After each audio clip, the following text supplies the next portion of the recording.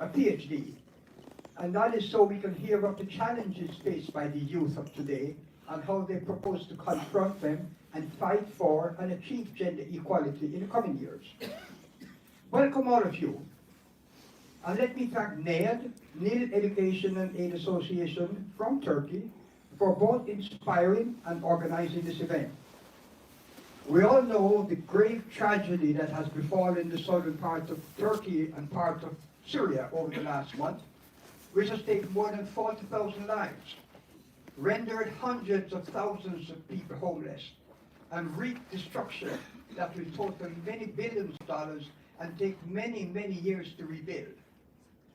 NEAD is doing all they can to support that project, but they have still found it possible to be here because of their commitment to educating and to helping women and girls to help them find themselves. Let me also thank the co-sponsors of the program, United African Congress, Dr. Nursin. Give them a hand, Foundation. The International Association of Applied Psychology, Dr. Julie. The World Citizen Organization, Bethan. And of course, the Consulate General of Turkey in New York City. And they have made this fabulous facility available to us. Thank you all. The first speaker on today's program is Ms. Minnie Anlar. You've all received the invitation flyer and have had an opportunity to read the bios of the speakers, so I will not go over all of it. I will only touch upon highlights. Ms. Minnie Anlar is Turkish-American who happens to be the Honorary Consul of Sierra Leone in Istanbul. There she looks after the interests of that country. Minnie is the U.S. representative of NEAD in the United States and a board member of USAID USA, Independent Businessmen Association. She also serves as a consultant for her Turkish government.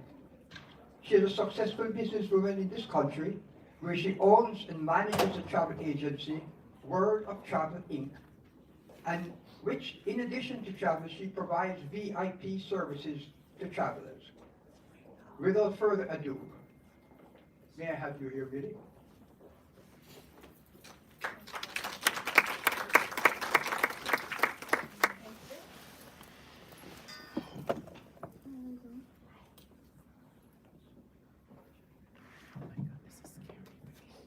Let me hold this. Welcome, everyone. Welcome. Ladies and gentlemen, Honorable Consul General Mr. Reyhan Özgür, Deputy Consul Ms. Figen Önal, and distinguished guests, welcome. In order to raise awareness, we organize annually this program for women empowerment every year, and we are holding our 4th panel this year. I'd like to thank you all for being here, support empowering women and girls.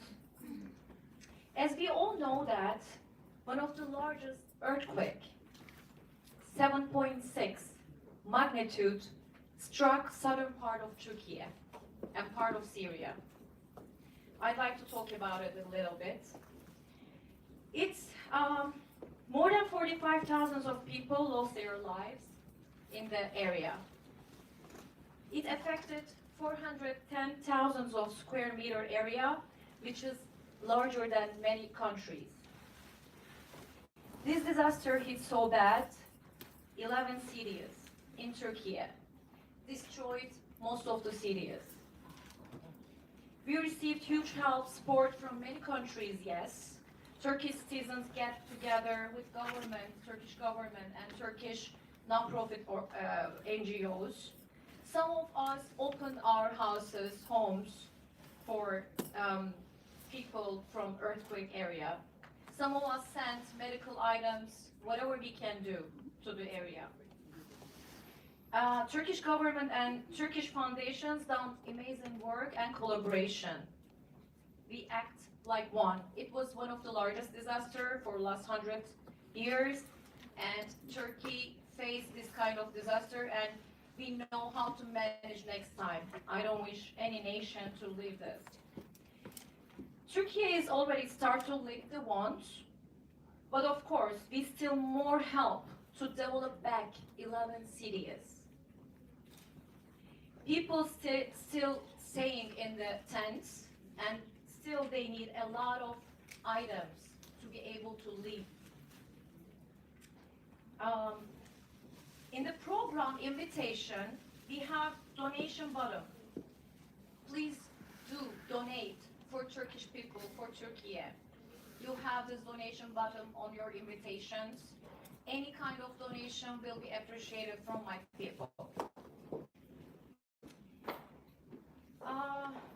Turkish ambassador today mentioned, Turkish ambassador to the United Nations in one of his meetings, Mr. Sedat Önal, our ambassador, he mentioned that UN calculated the damage in Turkey around $100 billion. And Turkey didn't receive yet even 5% of this donation, of this amount. So imagine how big is the damage. So that's why, please, we really need still a large of donation to put all these cities back. What we understand from this kind of disasters and earthquakes, life is very precious and fragile. It can be lost suddenly or unexpectedly. So we need to organize our priorities. We need to educate ourselves and our kids for any kind of disasters. We must be ready to be able to survive or help others. Hopefully, this is not going to happen anywhere in the world. Now, I'd like to welcome you all 1 minute stand in silence for the people who lost their lives in this earthquake.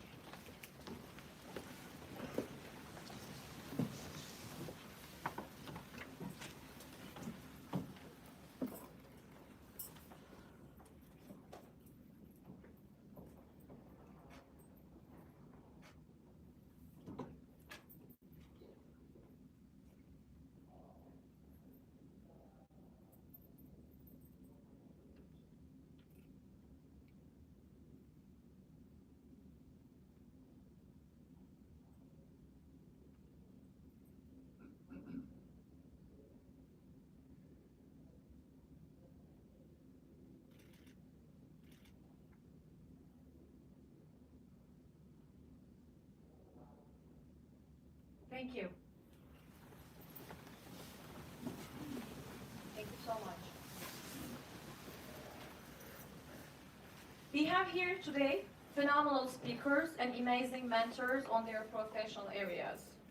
We will be hearing great success stories from these passionate, very special women at this panel. A special thanks to Gordon Tupper, who put this great program together. Also thanks to Emendaline, Bethan, and other team members. Many thanks to NEA, Chairwoman, Nilgün Diptaş, and board members for their amazing volunteer work they have done until now in everywhere, not only in Turkey, not only other countries. And many thanks to our Consul General, Mr. Reyhan Özgür, and his team for their support and contribution to this program like every year. Thank you so much. Before I leave the words back to Gordon, I'd like to celebrate International Women's Day of all women. Wishing a great time at this panel. Thank you. Thank you, Mine. I hope we all take it very seriously, the request for donations that Minnie made in her statement a while ago. I have to tell you that I am very impressed with the consulate. Over the last month, I have observed them almost every day, packing hundreds of boxes, and there are people coming from all angles who are delivering clothing, delivering food, delivering medical supplies, everything. I was fortunate enough to be able to deliver 23 boxes on behalf of the organizations, my organizations, Give Them a Hand Foundation, United African Congress, and African Renaissance and Diaspora Network, and were gratefully received. So, let's do what we can and donate. Our next speaker is Miss Ayse Nilgun Diptas. She is the chairwoman of NEAD. She was in Ankara. She has a degree in theology and a master's degree in education psychology. She has worked in several civil society organizations, Turkish Youth Foundation, History and Islamic Research, and Istanbul Women's Research Center. Her life is dedicated to education and training. She started her activism in high school and has continued since.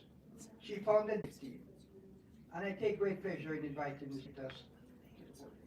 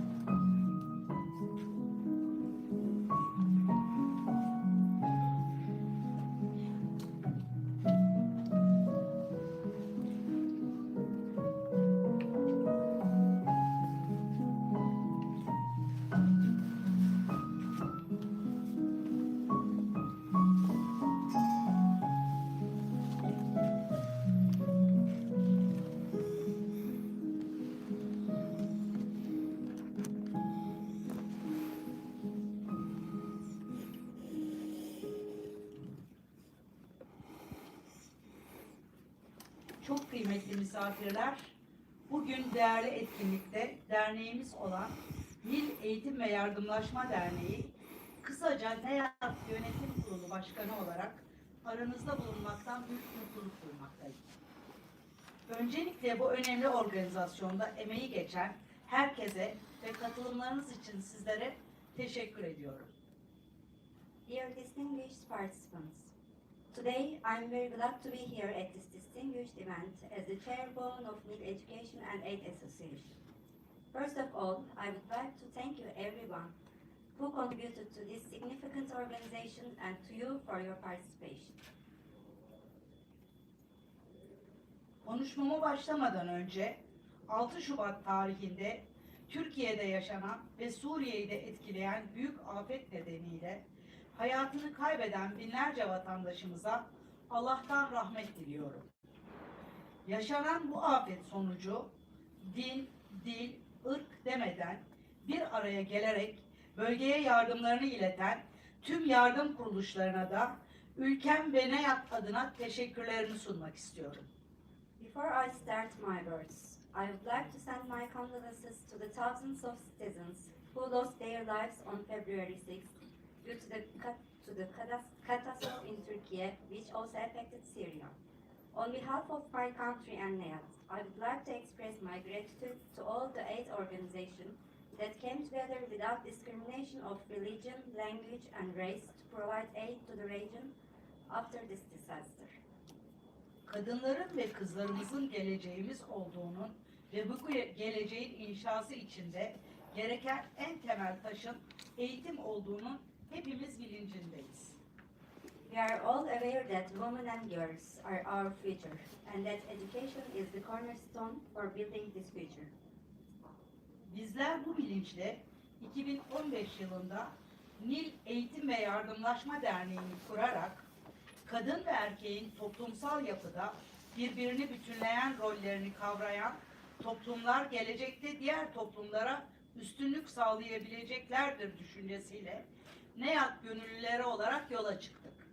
With this awareness, we founded Nil Education and Aid Association in 2015 and set out as NEAT volunteers with the idea that societies that comprehend the complementary roles of women and men in social structure will be able to provide superiority to other societies in the future. 2015 yılından bu yana üniversite, yüksek öğretim ve doktora eğitim seviyesindeki kız öğrencilerimize burs desteği sağlamayı önceliğimiz edindik. Sağladığımız bu maddi desteklere ek olarak ise kadınlarımızı sosyoekonomik anlamda güçlendirmek adına eğitim, seminer, konferans ve organizasyonlar gerçekleştirerek projeler oluşturmaya başladık. Toplumun dönüşümüne katkı sağlayacak projelerde bulunmayı ilke edindik. Since 2015, our priority has been to provide scholarship support to female students at university, higher education, and PhD level. In addition to this financial support, we have started to create projects by organizing seminars, conferences, and organizations to empower our women in socio-economic terms. We have adopted the principle of engaging in projects that will contribute to the transformation of society. Yardımlaşmanın insan olmanın en önemli değerlerinden biri olduğunu göz önünde bulundurarak çalışmalarımızı yurt dışına taşıdık. 8. yılımızı tamamladığımız bu günlerde çalışmalarımıza hız kesmeden devam ediyoruz. Considering that cooperation is one of the most important values of being human, we have carried our work abroad. As we complete our 8th year, we continue our work without slowing down. Hepimizin bildiği gibi kadın istihdam ve girişimlerinin artması toplumlara her açıdan zenginlik getirmekte, farklı bakış açıları alınan kararların kalitesini artırmaktadır. As we all know, the rise in women's employment and initiatives enrich societies in every aspect, and different perspectives increase the quality of decisions taken. Dijital çağın lokomotifi olan teknolojinin şekillenmesi ve uygulanması ise var olan toplumsal cinsiyet sisteminin ayrılmaz bir parçası niteliği taşımaktadır. The shaping and implementation of technology, which is the driver of the digital age, is an essential part of the existing gender framework. Teknolojiye erişimdeki zorluklar ve toplumsal cinsiyete dayalı kalıp yargılara dijital okuryazarlık alanındaki eksiklikler de eklenince kız çocuklarının özellikle inovasyon ve teknoloji alanındaki geleceğin mesleklerine hazır olduklarını söylemek oldukça zorlaşıyor. Difficulties in accessing technology and gender-based stereotypes, combined with the lack of digital literacy, make it difficult to say that girls are ready for the professions of the future, especially in the fields of innovation and technology. Bizler NEAT olarak üniversite, yüksek lisans ve doktora seviyesindeki kız öğrencilerimizin teknoloji ve inovasyon alanlarına yönelmeleri, bu alanlarda daha fazla söz sahibi olmaları ve hak ettikleri yerlere ulaşmalarını sağlamak için onların teknoloji okuryazarı olmalarına katkı sağlayacak, dönüştüren teknolojiler konularında vizyon ve bilgilerini geliştirecek, eğitim ve mentörlük projeleri oluşturarak tüm gücümüzle çalışmaya devam edeceğiz. Hedefimiz kız çocuklarının teknoloji ve inovasyon ekosistemlerine erişimlerindeki ve katkılarını kolaylaştırmak olacak. We as NEAT provide education that will contribute to the technology literacy of our female students at university masters and PhD levels. In order to enable them to turn to technology and innovation fields, have a greater say in these fields and reach the places they deserve, and develop their vision and knowledge on transforming technologies. We will continue to work with all our strength by creating and mentoring projects. Our goal will be to facilitate girls' access to and contribution to technology and innovation ecosystems. Konuşmama son verirken Sayın New York Başkonsolosumuz Reyhan Özgür Beyefendi'ye, Sayın ABD Temsilcimiz Mina Anlar Hanımefendi'ye, Sayın Gordon Pepper'a, değerli katılımcılara ve sevgili NEAT üyelerine destekleri için bir kez daha teşekkür ediyor ve verimli bir panel diliyorum. New York Başkonsolosumuz Sayın Reyhan Özgür Beyefendi'yi sahneye davet ediyorum. As I conclude my speech, I would like to thank Mr. Reyhan Özgür, Consul General of New York, Ms. Mina Anlar, NEAD USA representative, Mr. Gordon Tepper, valuable participants and dear NEAD members for their support, and I wish a successful panel. I would like to invite Mr. Reyhan Özgür, Consul General of New York, for his speech.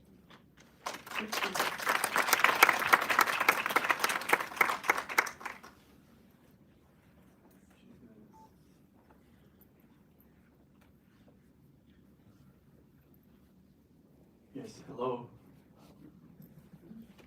You can have your seats here.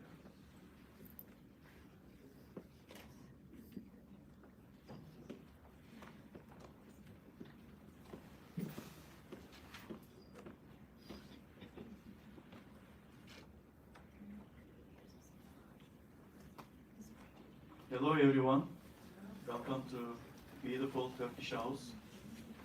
We are very happy to host you here today for this meaningful seminar on the empowering women and the girls in politics, economics, and culture. So I should thank to Mrs. Nilgün Giftaş, chairwoman of NEAD, indeed for visiting the United States despite the difficult situation back in Turkey. So also I know that NEAD was very actively involved in earthquake relief efforts back in the region, and they carried out very beneficial aid programs helping people there in the field.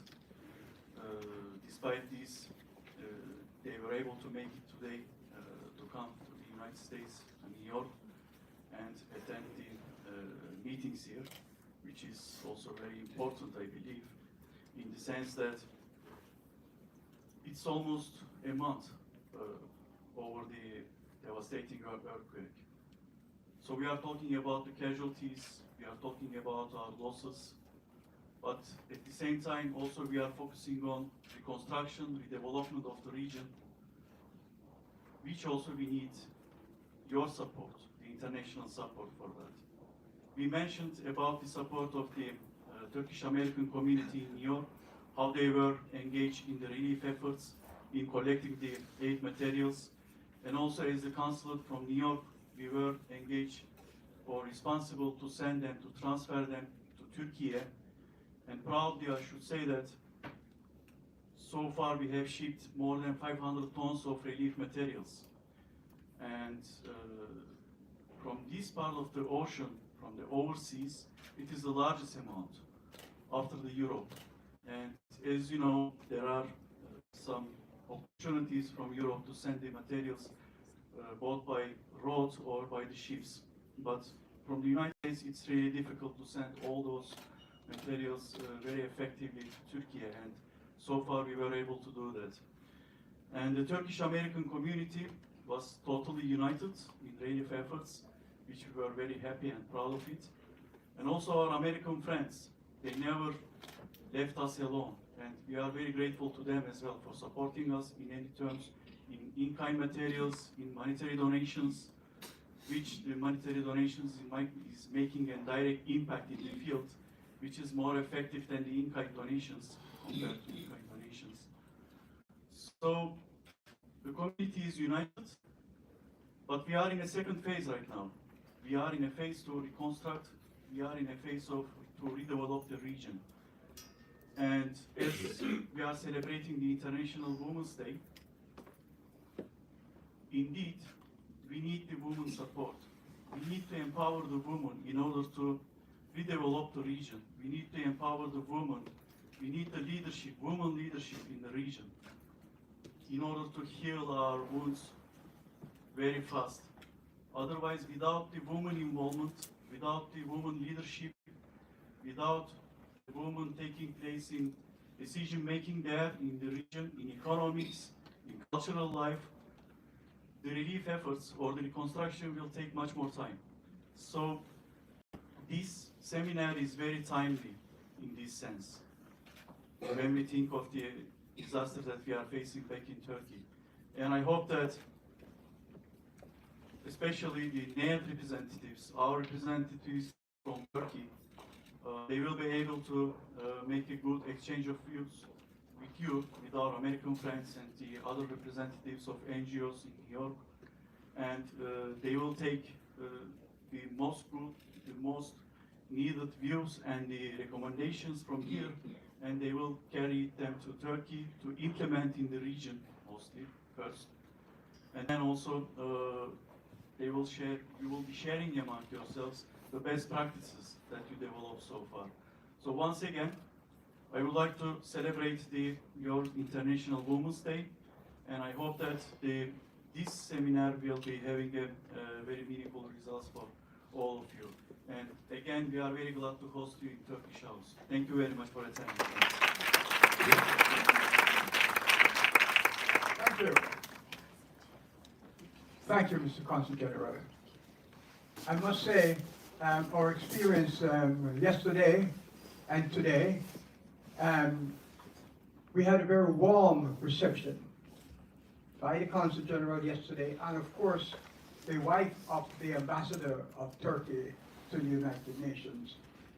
Yesterday and today, we were very well received, and were made to be very comfortable. Oh, one thing I should tell you. The country we have known over the years as Turkey is no longer Turkey. It is Turkevi, or Turkevi. It is the now Turkey. It's the now official name of the country. So when you're sending your money, you know where it is going now. Okay? All right. So we move from the first part of the program into the second part now, and that will be we have a group of speakers, we're going to call them all keynote speakers. And we're starting with Miss Avery Call. She's a filmmaker. She's a founder of River Films and co-founder of Manavi. Now, Manavi is the first youth organization to advocate for South Asian women survivors of domestic abuse. Her work has been featured in DOC NYC, which is the famed documentary festival, as well as Telluride, London, Rotterdam, Sydney, and other major festivals. Her documentaries have reached a wide audience in Asia, Africa, and Latin America. Credits includes the recently released The Bengali, the Imagen Award nominee Cuban Canvas, The Film Threat, and Time Out's critic pick Long Way From Home. She's an active member of Women in Film and Television and Women's Independent Producers, both advocating for equality. Catherine, take pleasure in having you here.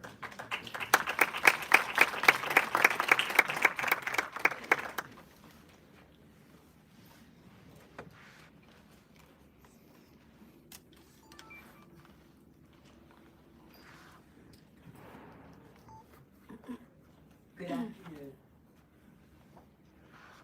I want to thank NIAD, Give Them a Hand Foundation, and the United African Congress for having me here today. This is an important occasion for women and girls to claim the future. As others have noted before me, it's also a sad and difficult moment. The loss of people, the destruction of homes, hospitals, roads, must weigh heavily on all of us, especially for many of you here from Turkey, where the earthquake has shattered many lives. Please accept our support. Thank you for your determination in moving forward. Today, we stand at the intersection of technology and media and our commitment to social well-being. Technology is here to stay. Progress always raises questions and concerns. But let's face it, we needed the printing press, and electricity, and cars. They serve us. Technology is presented too often in terms of algorithms and data that leave us as passive participants. It's often promoted as informational platforms that leave us as blank slates to be told what to think. But technology is a tool. It should not define us. It's up to us to seize its capabilities for the better good. We have agency. We must exercise it. The use of technology is key to every phase of my work as a filmmaker, from how a film is made to how it reaches audiences these days, connecting even new audiences in far-flung locations. Now, technology may be cold to the touch, metallic in look, practical and scientific in approach. Maybe the arts can inject it with an element of warmth and heart. As a filmmaker, I know that the arts tell our stories. The stories we've heard, which shape our beliefs, our way of life, and our perspective on the world. Captured on film or any media, they inspire viewers to think, to care, to question. Filmmaking is the art of storytelling through a cinematic language that challenges, informs, and entertains. Films raise the questions that keep public discourse alive. They give viewers a chance to walk in another person's shoes. They open viewers' eyes to another way of looking at things, and another way of looking at themselves. Stories matter. But who tells that story? As women, old and young, it falls upon us to tell our story. It falls upon us to point out that we are not voiceless. Rather, we need to be heard, seen. It falls upon those who are not listening to reframe their profile of the storyteller. We're one half of the human population. We can challenge assumptions and conventional realities and tell untold stories. We can even bring together people familiar with the worlds we know with people unfamiliar with those experiences. And we have stories to tell. Not just one story, but many. Even within the oneness of our global community, our stories run a whole gamut on a broad and rich canvas across boundaries of race, class, and culture. That's the relationship of one to many. As an India-born American woman, I try to build bridges and forge unexpected links in my work. I inhabit the crossroads of two worlds, and that fluidity makes it possible to enter other spaces as well, where we may find delightful threads of commonality. We may recognize differences that intrigue us, or make us uncomfortable until we accept them, maybe even learn from them. In fact, in our increasingly global society, we must all be prepared to sit at the table together. Not the table where there's no place for us. Let's build a new table with enough seats for all. That conversation is dynamic and bold. We need it to build a truly connected world. And I look forward to continuing it with you here. Thank you.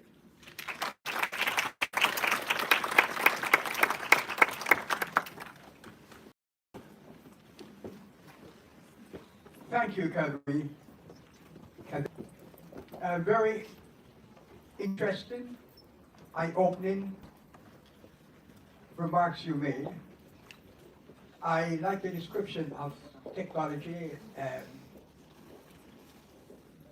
ice cold, metallic, etc., scientific.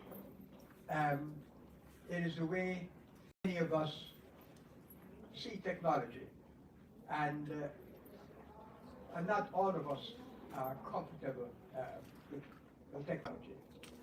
I, for one, not very good at it, but I try. Our next speaker is, I know, also has another take on technology. She's Kyrie, someone I've known for years who has gone out on many humanitarian missions, helping people in many different parts of the world. I don't think she will mind me saying that she lived through a harrowing childhood, but that has only helped her to become who she is today. It's like a flower opening up with the rising sun. That's how she has discovered herself. But I will leave her to tell the story. Kaya is an influential TEDx speaker, a clarity coach, a relationship expert, healer, and creator of what system she calls the Magnetic Soul Work Success System. And for more than 15 years, she has coached clients to master their mindset and attraction energy so they're able to achieve a higher level of success in love, in business, and purpose with greater ease. She's passionate about teaching others to have effort less and achieve more. Kaya?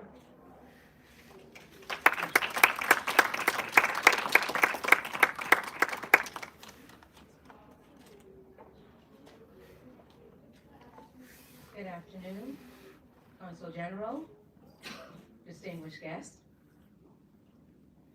When I was in my early 20s, I had the most brilliant plan of how I was going to end world suffering. And it went like this. I imagined becoming a famous actress, living a glamorous life, and then I'd have all the money, power, and time to fulfill my vision. I tried doing it that way, but I didn't realize that 99% of actors weren't employed in the business, which meant I would have no money to save the world anyway. Yet that burning desire to make a difference, coupled with a wild imagination, is what had me standing before you. You see, from the age of 8 to 16, I was sexually abused by 3 generations of men, while being repeatedly told how ugly and worthless I was, and that I'd never amount to anything. This led to many years of anxiety, depression, nighttime panic attacks, and eventually attempted suicide. Early one morning, in deep despair, I took a bunch of pills. And as I laid on that bathroom floor waiting for the pills to take effect, out of nowhere, a soft but stern voice said to me, "You will put on this earth for more than this. Get up." I did as I was told and immediately felt a profound sense of peace come over me like never before. That was the introduction to the workings of my internal technology. Now, this doesn't mean that I'm a robot on the inside. Technology isn't just machines. Webster's dictionary defines technology as the application of scientific knowledge for practical purposes. Now, likewise, I define internal technology as the application of innate wisdom along with acquired skills and knowledge for functional purposes. A UN 2020 report stated that digital technology had reached 50% of the developing world's population in just 2 decades, transforming societies by enhancing connectivity, financial inclusion, access to trade, and public services. But That UN report also warns that those yet to be connected remain cut off from the benefits of this new era. Most of the people left behind are women.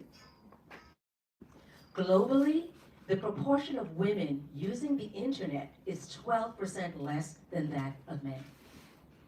Still, there's no question that technology has changed our lives in unimaginable ways, and for the most part, has changed our world for the better. Yet, relying solely on external technology is unwise, as this can weaken our human skills and intelligence. We need to begin looking at how we can harness the internal technologies of imagination, intuition, creativity, and self-esteem, especially in our women and girls. This will give them a leading edge, enabling them to carve out their own pathway to success, be it in politics, education, technology, science, and entrepreneurship. Now, what can women and girls do to cultivate their internal technologies? I'm going to use myself as an example. For the 8 years that I was sexually abused, I was kept afloat by a deep sense, an intuitive knowing that while they could touch my body, they couldn't touch my soul. I just felt in my being that there was something there. Intuitively, I would understand that the internal technology of my being was what was at work. I would visualize almost daily a life where I was happy and free, all while subconsciously developing these technologies. Creatively, I organized an improv group in the church where the other kids and I would entertain the parishioners. These skills gave me a spark of hope that I held on to for dear life. And I know they are what have enabled me to become a spiritual and self-development mentor, international speaker, and master coach. Now, along that journey, I discovered powerful practices and tools for the transformational process I had unknowingly developed. Today, I use them to help women and girls discover their inner power and do my part to end world suffering. Now, 3 of these essential tools I'd like to share with you today are: 1, visualize and journal daily what you want your life to look like, no matter how challenging your current situation may be. Find ways to express your creativity through simple tasks as making flower arrangements, playing dress up, rearranging the furniture in your space, but all while holding the thought, I am creating, I am creative. This will sharpen your idea generating skills. 3, pay attention and listen to the inner guidance from within. This is how you will begin trusting your intuition, which is the foundation for self-confidence and self-trust. In addition, there are 3 seeds I desire to plant within the mind of women and women of girls everywhere. Know that your gender, level of education, socioeconomic status, or age does not limit you. Know that you possess an internal guidance system that will assist you in creating a life beyond your wildest dreams and set you free.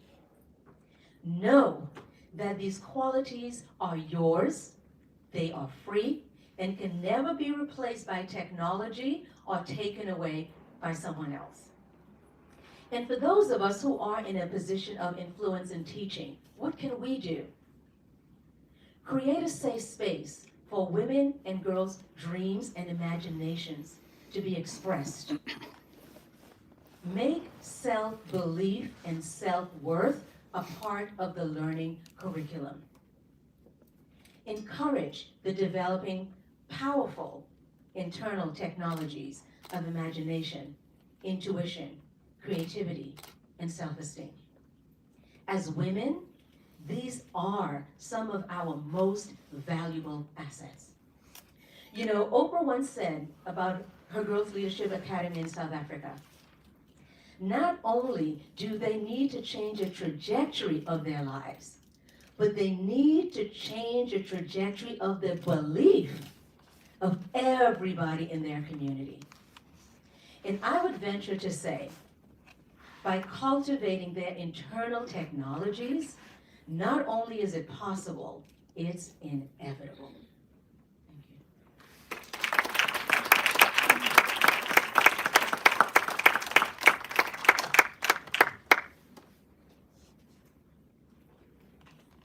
Wow. That was beautiful. That gives us something to think about. Go ahead.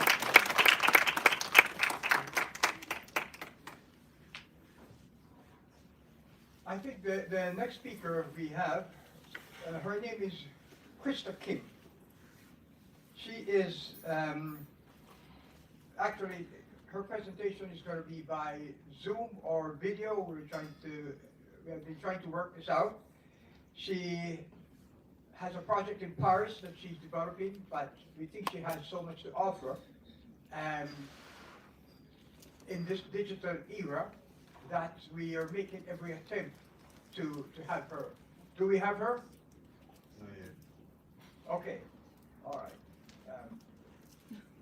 How many of you here are familiar with the metaverse, as they describe it? How many of you are familiar with it? You are? Catherine? Anyone in the audience familiar with it? Yeah? Well, I'm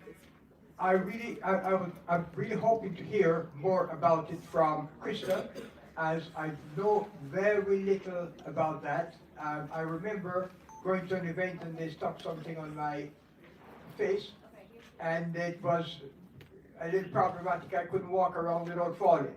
Krista? Can we have Krista now? Go right ahead.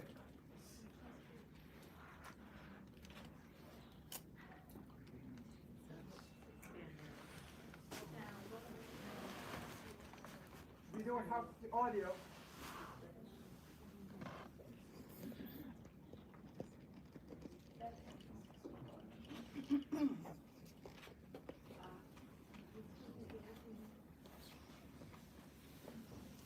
And someone in the booth to correct this?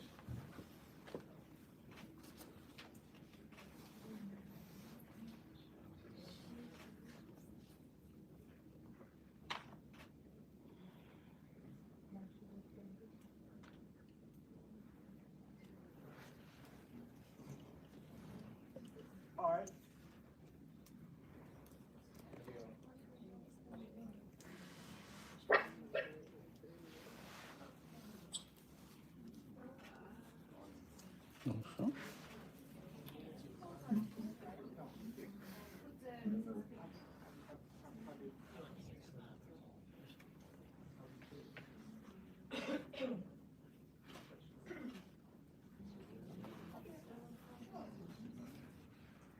Okay, we're going to pass over, or we'll come back to her. We have another speaker who is very excited, has a lot to say. She's a young lady that I would have had on the youth panel, but she is an attorney in Brazil, representing women organizations, and so I think we will need to get to her while we are fixing everything with Krista. And Bethan, could you defer this presentation until we've got it sorted out? Sarah? Trying to work it out. Got a call on you now. So Sarah is from Brazil. She's an attorney who has represented major organizations and advocated on behalf of women and people of color in the workplace and in society. She is actually the youth representative for the African Renaissance and Diaspora in Ireland, an organization for which I'm an officer as well, and which is now developing a program that will take place in New Zealand and Australia during the upcoming FIFA World Cup under the banner of the Red Card campaign. I trust you will speak and say something about this Red Card campaign. Sarah?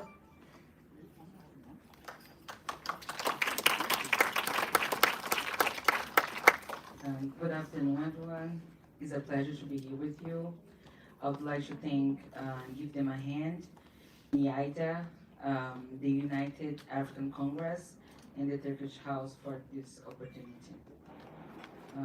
I recently was selected by the Clinton Global Initiative University to participate in the 2023 cohort to develop my project Green Money to Black Women. As a feminist and someone working on the ground for the inclusion of Black Brazilian women in the labor market for almost 10 years, and with a deep interest in the climate agenda, I felt motivated to write a project that focused on the inclusion of minority women in the green job labor market. In Brazil, Black women represent 28% of the population. Even though they are the majority, they are the ones who experience the worst work conditions caused by gender and race discrimination. For instance, their income represents 46% of the poorest white men in the workforce. 3 years after COVID-19 outbreak, which made women's life worldwide even more difficult, out of the 48 million Brazilian Black women seeking for jobs, only half of them access the formal labor market. Now, with the debate about climate change, studies already says that gender inequality in the workforce can increase drastically, considering the fact that the new sustainable jobs will surge in areas already dominated by men, especially in the tech industry. This makes them even more prepared to take roles on these areas, more prepared than women. Women are the most affected ones by climate change. Research shows that countries with more women in politics and with more women involved in managing local natural resources tends to lead to more equitable and inclusive local resource governance and better local conservation outcomes. Therefore, it is extremely important that we, as a community, join forces to create opportunities that guarantee the participation of all minority women in the center of the economic transition agenda in order to build a better and more inclusive world free of economic rights violation for all of us. Women are the key in creating solutions for climate change responses. Thank you.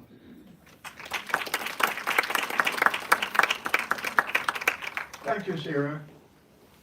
I'd like to invite the speakers to the chairs there.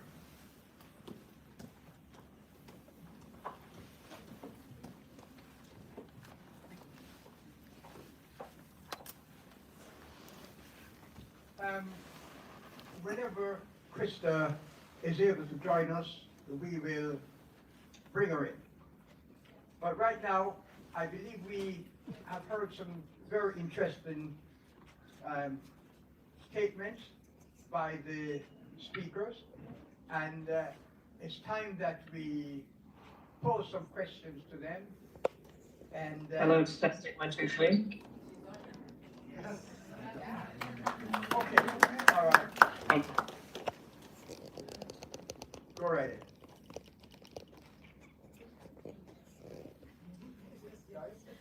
Of course, she's on. Yes, go ahead, Krista.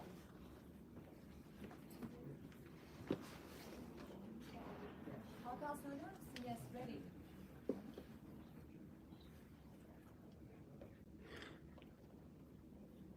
Great, thank you. Thank you, everyone. Thank you, Mina and Lauren Ayşe for inviting me to speak today at the Turkish House on empowering girls in the digital age. As some of you may know, I'm the creator of the Mars House.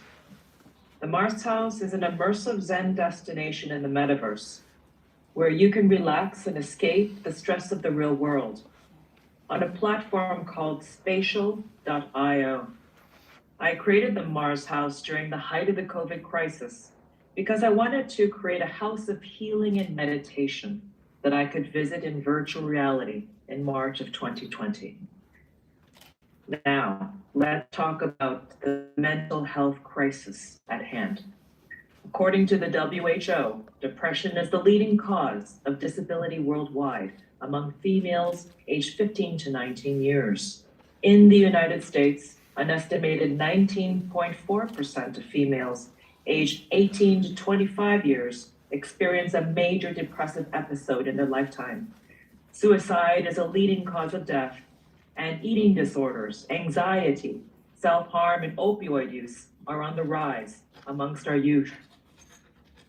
In the metaverse, we have the ability to create safe spaces that are designed specifically to promote mental health. We can create immersive experiences that help women process trauma and work through difficult emotions. We can create virtual support groups that allow women to connect to each other and share their experiences in a safe, anonymous environment.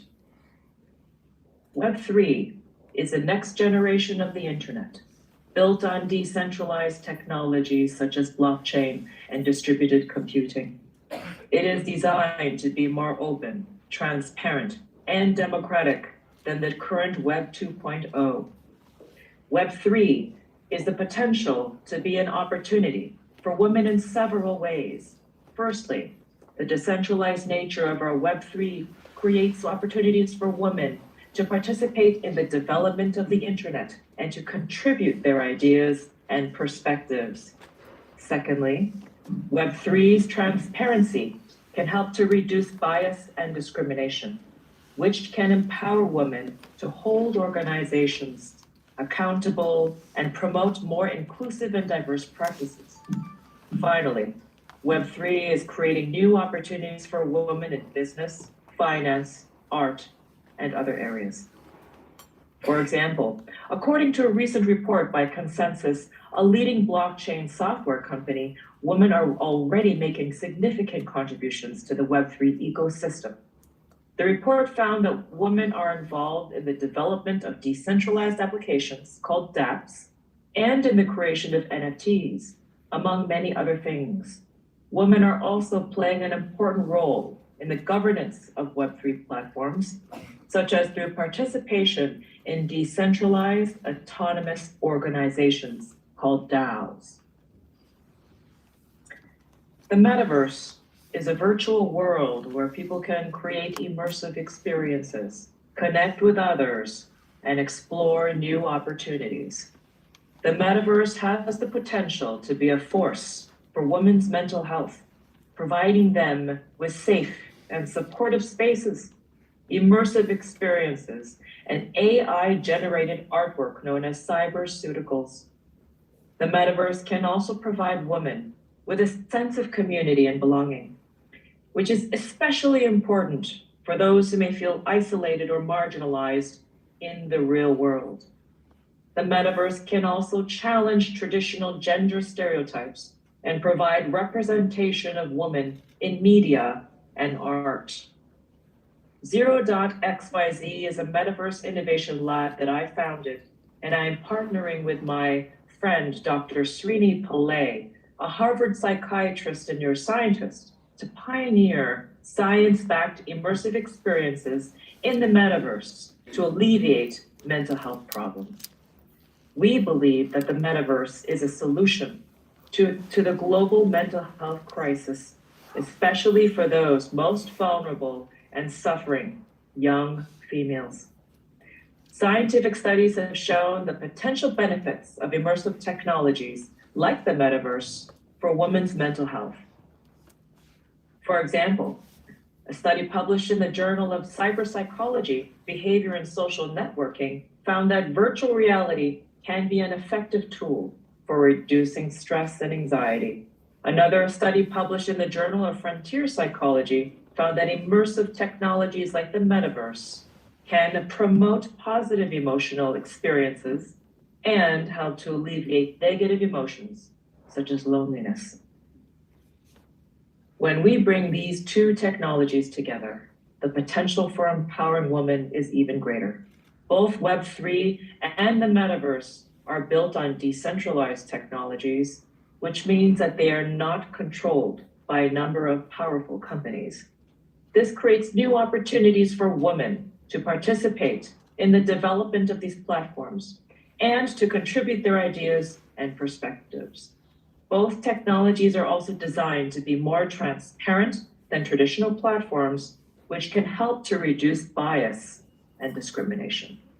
Women can use this transparency to hold organizations accountable and promote more inclusive and diverse practices. Web3 and the metaverse can empower women in several ways. Firstly, they create new opportunities for women in finance and business. Decentralized finance, called DeFi, which are built on Web3 technologies, allow women to access financial services such as lending, borrowing, and trading without the need of intermediaries like banks. NFTs in the metaverse provide new opportunities for women artists and creators to showcase their work and to receive recognition and compensation for their contributions. Secondly, Web3 and the metaverse create new opportunities for women to connect with others and build communities around shared interests and values. Decentralized social media platforms provide a space for women to escape the toxicity and harassment that is often prevalent in traditional social media platforms. Thirdly, Web3 and the metaverse can provide new opportunities for women to improve their mental health and well-being.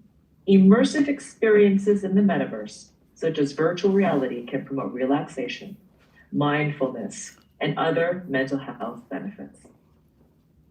Finally, Web3 and the metaverse can challenge traditional gender roles and stereotypes by providing new representations of women in media and art. Women can use these platforms to create content that promotes diverse and inclusive perspectives, challenging the status quo and promoting gender equality. To illustrate the potential of Web3 and the metaverse for women's empowerment, let's take the example of creating a female-led DAO, a decentralized automated autonomous organization. A DAO for females is a decentralized autonomous organization that is focused on empowering women in the Web3 space. A DAO platform is designed to be safe and supportive space for women to showcase their work, to connect with others, to receive recognition and compensation for their contributions.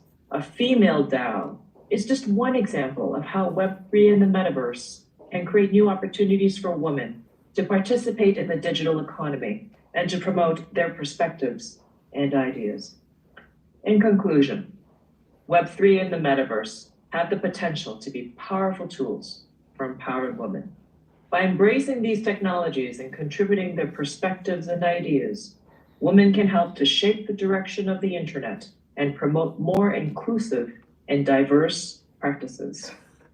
By creating immersive experiences, safe and supportive spaces, and AI-generated artwork that promote mental health and wellness, the metaverse can provide women with the support, encouragement, and inspiration they need to pursue their goals and dreams. Together, these two technologies have the potential to create a more equitable and inclusive future for women and people of all ages. Thank you for your time today.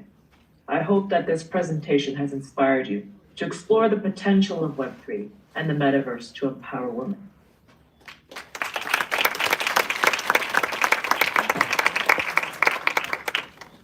Thank you, Krista. Thank you, Krista.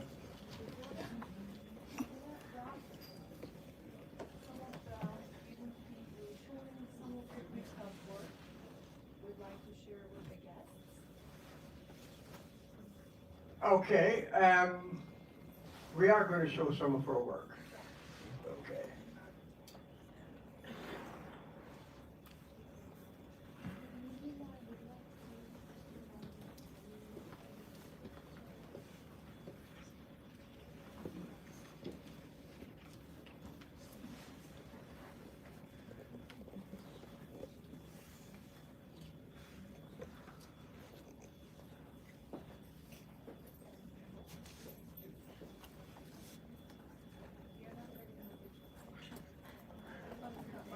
Okay. In this digital era. All right.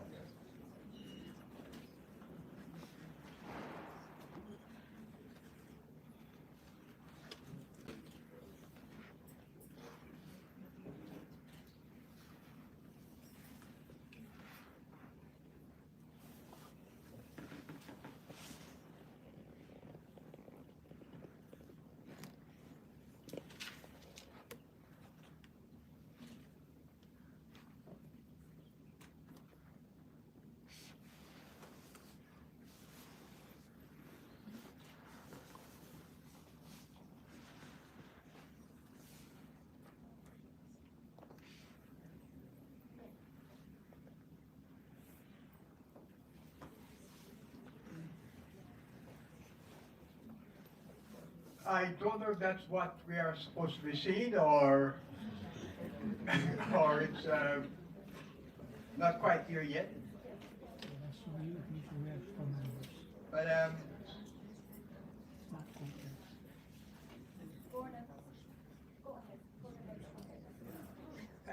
ladies, I'd like to invite you back to the podium.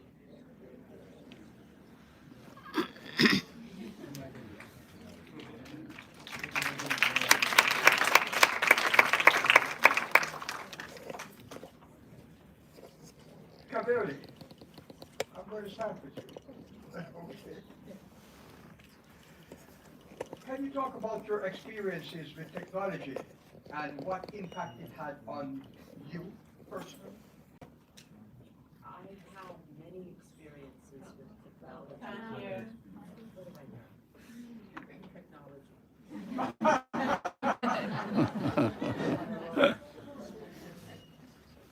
I've had many experiences with technology over the years. Probably one that had major impact was my first transition from filmmaking using film to digital media. I did not like digital media. I did not understand it. Film you can touch, film you can hold up. Film had texture and shade and lots of things that I loved. Digital media was certainly less expensive and less bulky, but I didn't understand it. I didn't understand how you click on buttons to do things and still make it work. It took me a while to accept it. The only way I had to accept it because that's what was happening.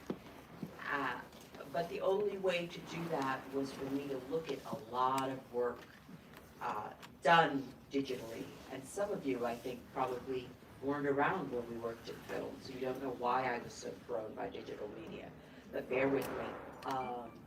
And I looked at a lot of work done in this format, and eventually I saw the difference.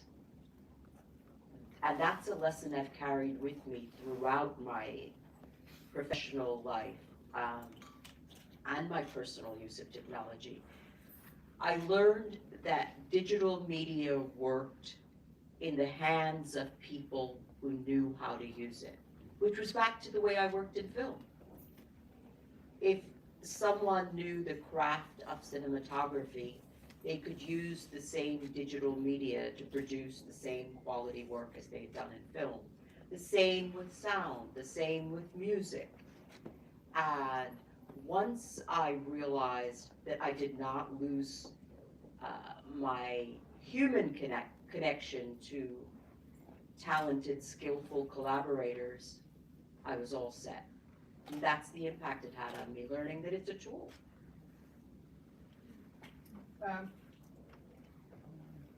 You're not home free yet. All right, having experienced that bump in the road with the buttons, front and back, now what advice would you give to young people who are entering that world now and who may very well become confronted by the buttons that they do right now. Well, there will always be buttons. Media is changing every day. The camera I used back then for my first digital venture is of no use to anyone anymore. The techniques of audio recording, the techniques of music composition, everything changes every minute. So you do have to be open to the change. And again, remember, if you understand it's a tool, then the change is not as frightening. And to anyone who's starting out in media, I would say the really fundamental advice I would give is follow your dream, tell your story, know it's like the old Indian saying, know thyself, have faith in yourself, and follow that road that is yours. Use the technology when you need to. Thank you. Kaya, Yes. I've known you for 20 years, if not more. We've gone on medical missions. We've done all kinds of things here in the United States and abroad. And I've always been struck by your joie de vivre. Yes. I never imagined until sometime in the past that you had this experience as a child. So let me ask you, what advice would you give to young people who are, you know that the suicide rate, the suicide rate among young girls is very high. And what would you say to these young women who are experiencing this type of difficulties that you experienced and want to take them back from the precipice? Well, I think I'd like to address the around social media especially. And what I would say around the idea of depression, anxiety, and suicide is this idea that I introduced about our internal technologies. And really what has happened is when you listen to the voice outside of yourself, and especially now with technology, where people, especially young, we're very impressionable, and so you're listening, the voices outside, everybody else's voice has become louder than your own voice. And so the sense of self is lost. And what this idea of internal technology is inviting each and every one to do is really listen to your voice within, go within, because that is where you have the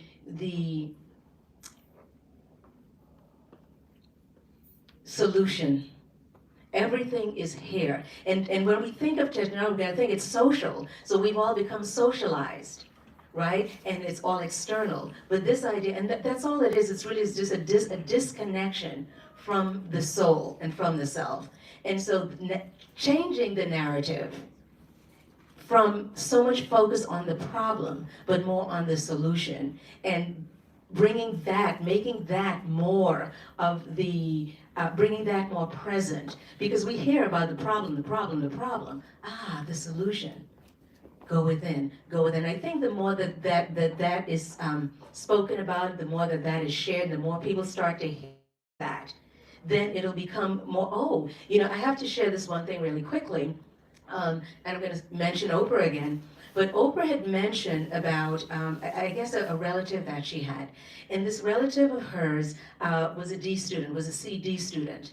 And Oprah's like, why are you getting CDs? You can get A's.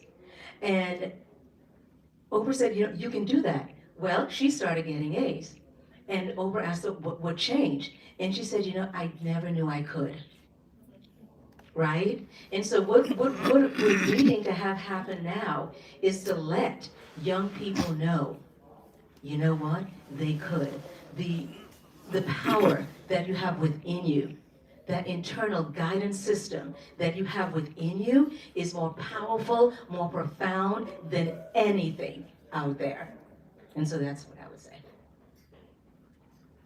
Kaya, I think everyone who is here and listening to you perhaps said, Wow, that's good, that makes sense. And it does, but I think it's quite sophisticated thinking process. Now, how would you get young girls to understand? And that's why in my presentation, I said, what can we do? And what can we do are the people who are in the position of influence, in the position of teaching. What we need to do now is to begin to change the narrative so that this is what becomes more of the internal self, more of you have the power within yourself. And we start to do that because a lot of the teachings we're hearing now, right, there's not a whole lot of teaching going on about self-worth and self-belief. Where is it? And so if I knew, right, because if all the messages that I heard was you're worthless, you're this, and so if you go on social media, that's all you're hearing, you're comparing yourself to everybody else. So we need to change the narrative, and that's what the people who are here that are of influence when we're going into our communities. That's the idea, that's the seed that I'm planting here today, so that can change. You have planted that seed, no question about it. Okay, Sarah, I have a question for you. You talked about employment opportunities for black women. Why do you see it so important to address this issue related to black women in particular? Thank you, Gordon, for the question. So social inequality is an issue that I'm very passionate about. And the more I started reading about economy and our economic system, which is ruled by capitalism, I started to understand how our work is valued in different ways. So we have like human beings are put in hierarchical positions depending on how they pretty much look like. Right, so the system says that, for example, a white straight man, their work is more valuable than everybody else's. And so, for example, in Brazil, you have, as I said, black women are the majority of the population there. So we are the ones that also works the most, but we get paid the least, right? So I don't believe that it's possible that we have a country that is developed, for example. You know, we are always talking about like how we can become a successful country if we treat the majority of the population the way that we do. We keep marginalizing them, right? So my idea is that if we include this group of the population in decent work conditions, decent payment, and all that, we will definitely move forward, becoming this country that we really want to become, you know. And I think that, even though I discussed the issue very focused in Brazil right now, thinking about black women, that's our main issue that we have. I do believe that minority women worldwide need to be included in the economic system in a better conditions. I think that's how we can move forward and advance economically and socially. You know, have lives like free of violence. So when we think about domestic violence, for example, a lot of women, they have a hard time leaving the violent environment because they don't have economic empowerment enough to leave that place, right? And we know that minority women are the ones who suffer the most with domestic violence. As we know, for example, in the diaspora, the majority of these women are the ones mourning their husbands or their sons because they're victim of police brutality. And that also has to do with their economic situation. So we are talking about a system that economically oppresses minorities, right? As a way to perpetuate the discrimination that they face. So yeah, that's why I think it's very important to talk about minority women and how do we work to improve their social condition in the world. Thank you. Thank you very much, Sarah. I suspect that you have something else that you want to say to us, though. Go right ahead. Thank you. Yes, as Gordon mentioned when he was introducing me, I am part of this organization called African Renaissance Diaspora Network, and we have launched this campaign that is called the Red Card Campaign, and it's a campaign to give a red card to all forms of discrimination and violence against women and girls all over the world. So as we see in soccer games, that when a player commits very, how do you say,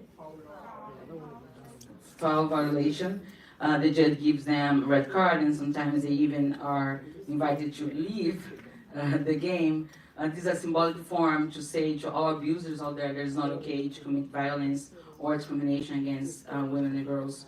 So I would like to invite all of you to hold your card and say all together, no violence against discrimination, no violence or discrimination against women and girls in the world. Can you stand and hold up your card?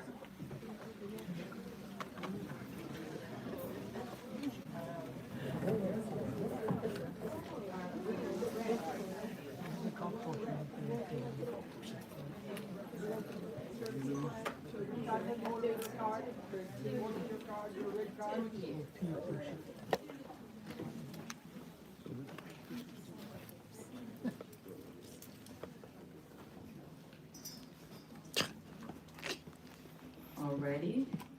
So on the three, 1, 2, 3. No violence or discrimination against women and girls in the world. Thank you. Thank you, Sarah. Wonderful. Ladies, I wish we had more time because I know that members of the audience would like to ask you questions. Unfortunately, we have to move on. There's another panel. Thank you. You all did very well. Can we give them a hand?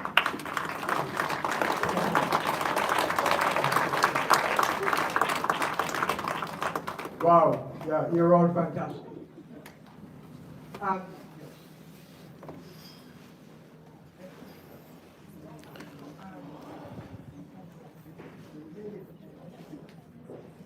Es geht so hart, es ist zu viert und da ein bisschen.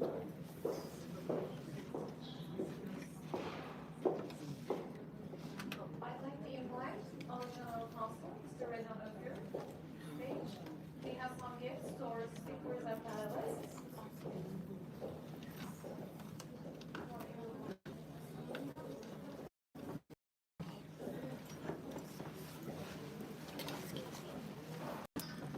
Gordon Tupper? Gordon. You're our main sponsor and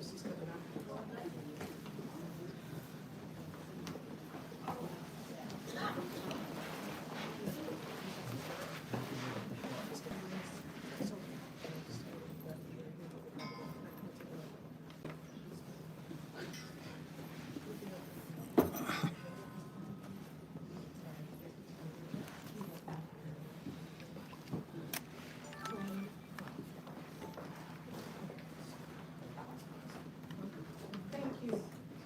I couldn't have done this without you. Excellent. I got it. Thank you.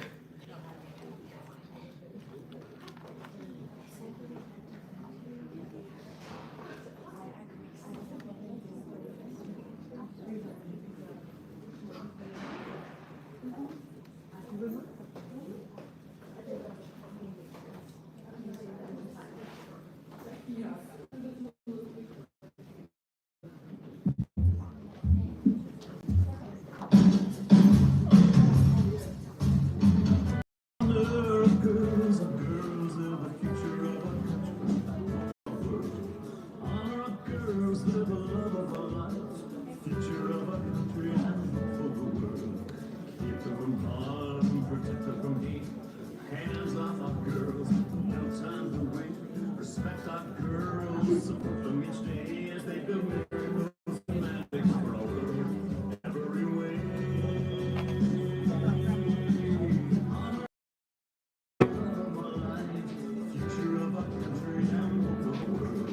Could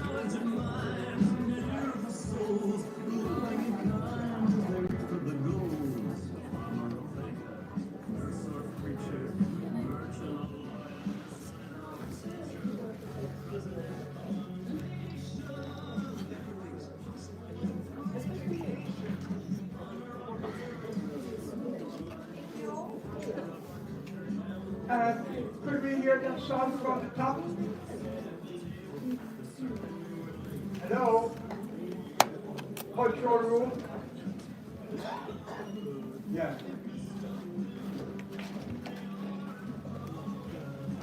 Thank you so very much.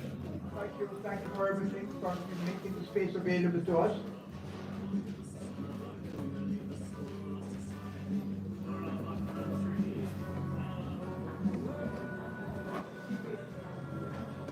Okay. Control room, we'd like to have the song played all over again. This song here is written by Russell Daisy and Dr. Judy Kurliansky, who is there. Russell, are you here? Where are you? Stop.